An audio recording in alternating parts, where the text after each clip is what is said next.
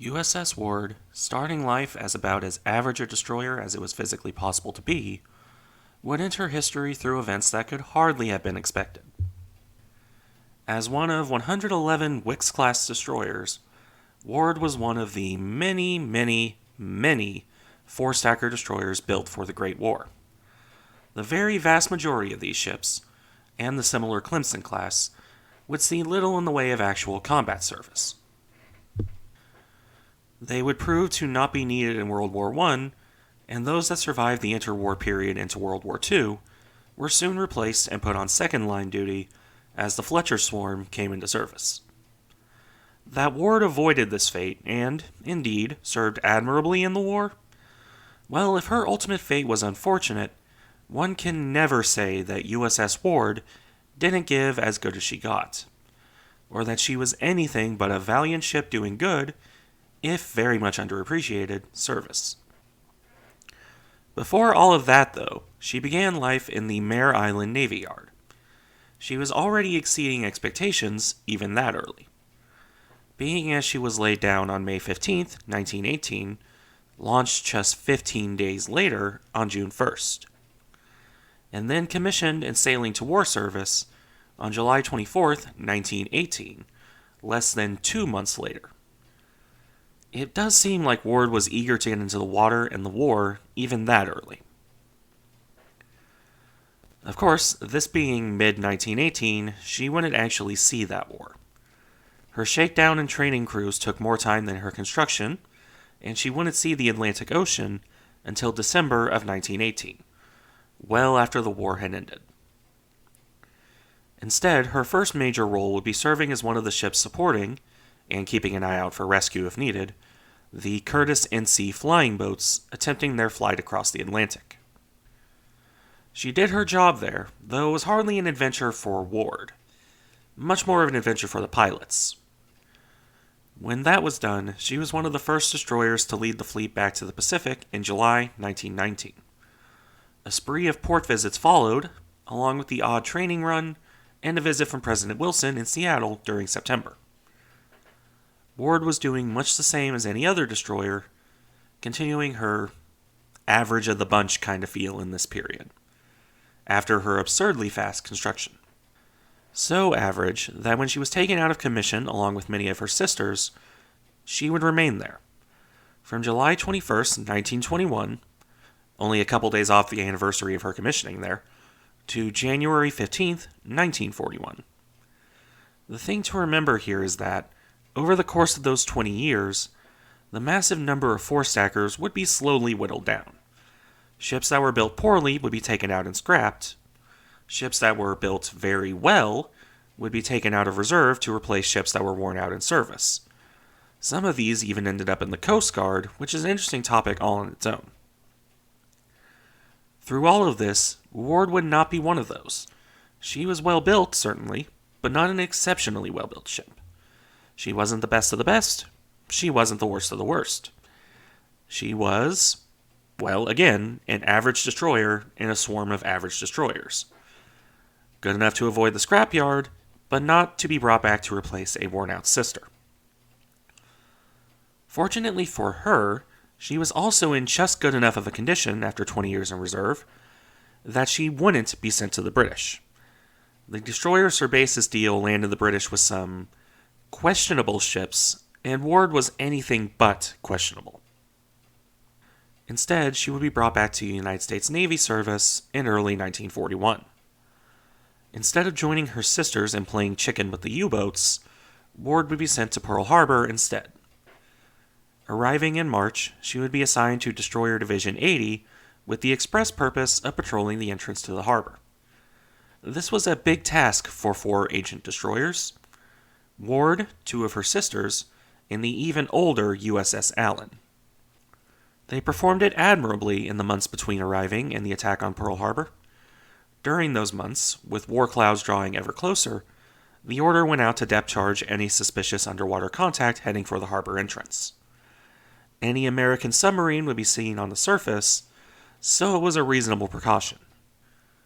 Though, I imagine, no one actually expected it to be relevant when everyone was expecting the first attack to be in the Philippines. As it would turn out, Ward would be the destroyer on patrol duty on December 7th.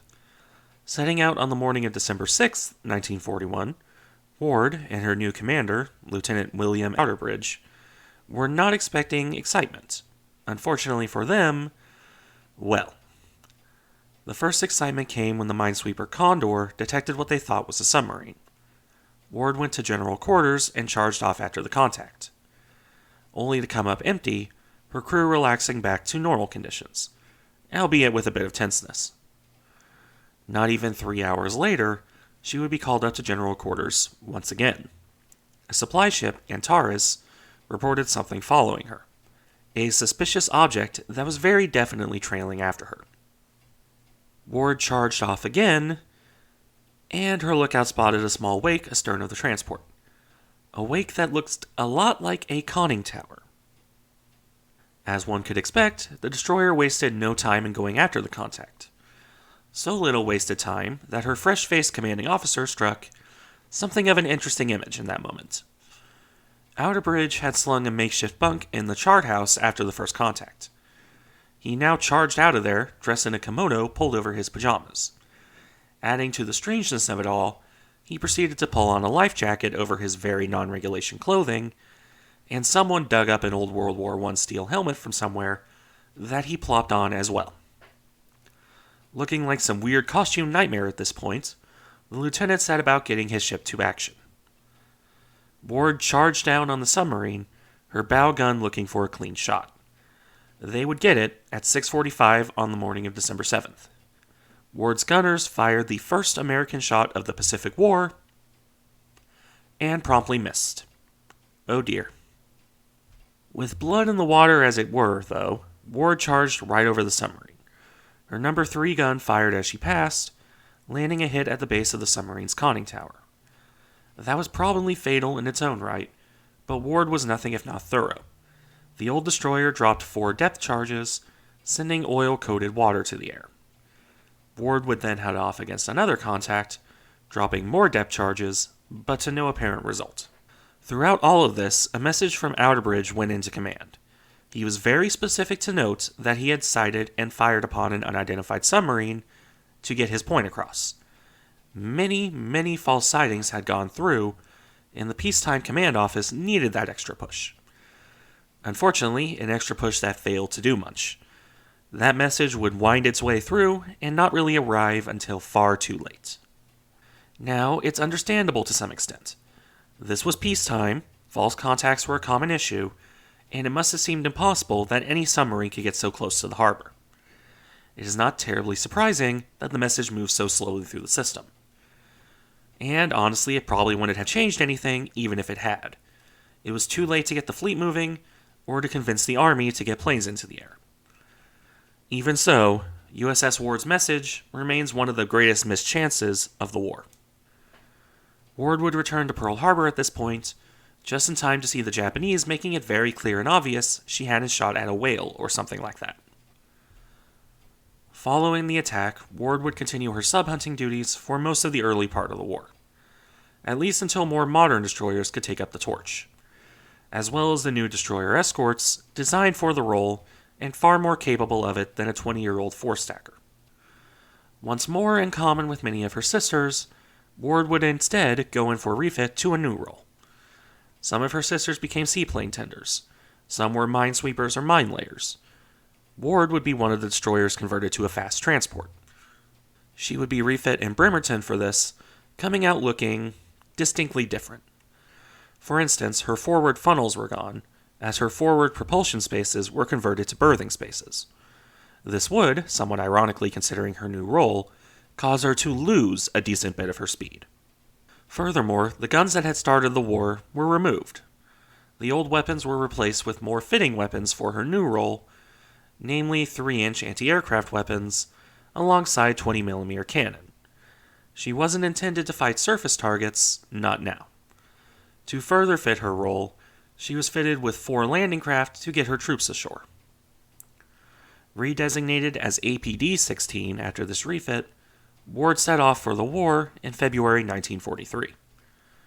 Her early service would continue to be anti-submarine patrols and escorts, though. So much for the refit. The first bit of excitement would be on April 7th near Tulagi, when Japanese airstrikes went out towards Guadalcanal. Ward would charge out of Tulagi Harbor, her new battery of guns firing at the Japanese aircraft alongside her counterparts. This would lead to her helping down 2 of the enemy planes. It would also become something of a common trend in 1943, and honestly, most of 1944. Ward would sail around playing various escort duties and the odd landing exercise, or actual landing operation. Even this role wouldn't last, however.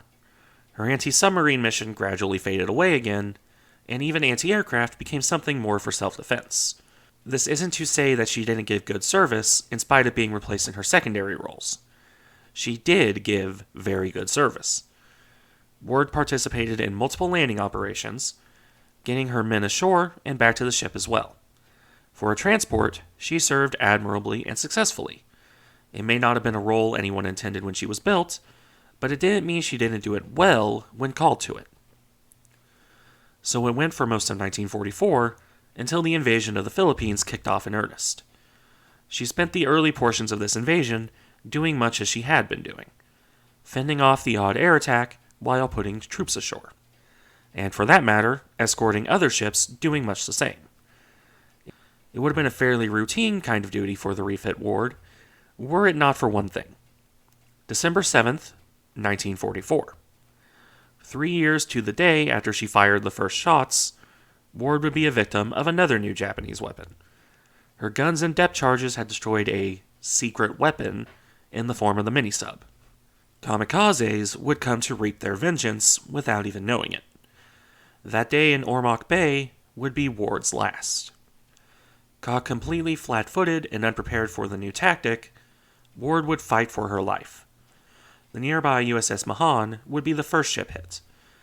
The much newer destroyer would go up in flames, prompting concerted efforts to save her, including fighter cover for that destroyer, but not for the fast transport.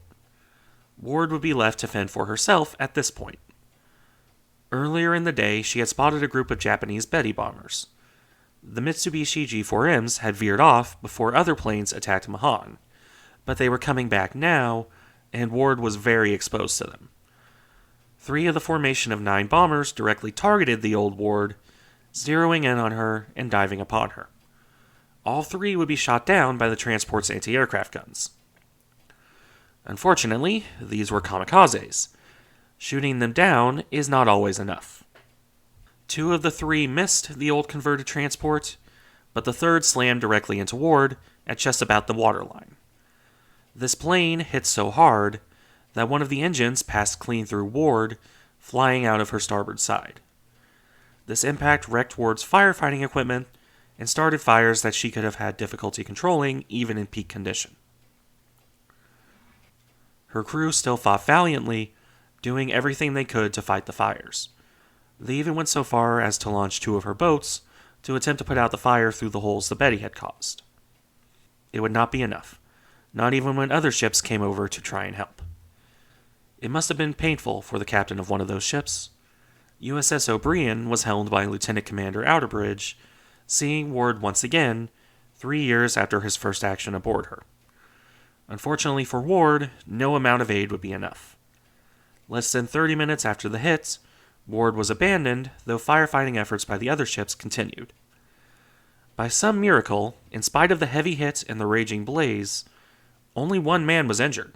None were killed. Ward had defied all odds one last time and kept every single one of her crew alive.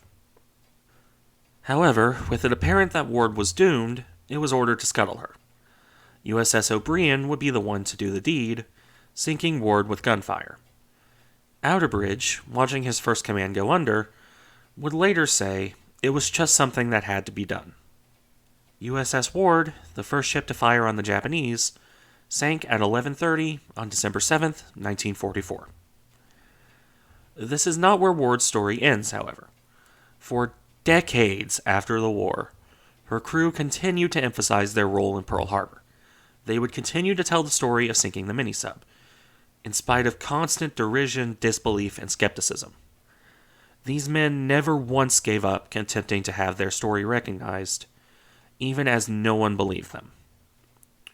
It would only be in 2002 that the wreckage of the submarine was discovered off the coast of Hawaii, with a very obvious hole right at the bottom of her conning tower, in the exact spot where Ward's gunners had sworn for decades that they had hit her.